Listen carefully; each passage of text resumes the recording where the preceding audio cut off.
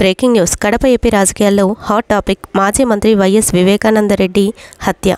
చిన్నాన్న వివేకాను హత్య చేసిన వారికి టికెట్లు సోదరుడు వైఎస్ ఇచ్చారని షర్మిల, సునీత పలుమార్లు వ్యాఖ్యలిచ్చారు. అయితే నేరస్తులను అసెంబ్లీ, పార్లమెంట్లకు మరి పంపించవద్దంటూ సైతం ఏపీ కాంగ్రెస్ అధ్యక్షురాలు షర్మిల ఘాటు వ్యాఖ్యలు చేయడం తెలిసిందే.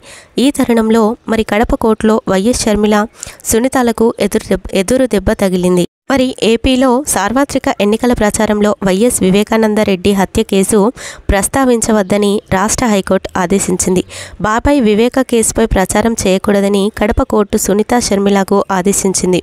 దాంతో కడప కోర్టు మరి ఆర్డర్ను డిస్మిస్ చేయాలని హైకోర్టులో వివేక కుమార్తె డాక్టర్ సునీత పిటిషన్ దాఖలు చేశారు.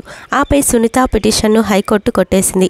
కడప కోర్టులోనే తేల్చుకోవాలని వారికి హైకోర్టు సూచించింది. హైకోర్టు ఆదేశాల మేరకు కడప కోర్టు ఈ పిటిషన్ విచారణ చేపట్టింది.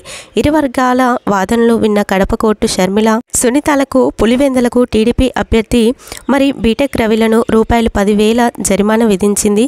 కడప కోర్టు జిల్లా లీగల్ స్కిల్స్ జరిమానాను కట్టాలని సూచించింది.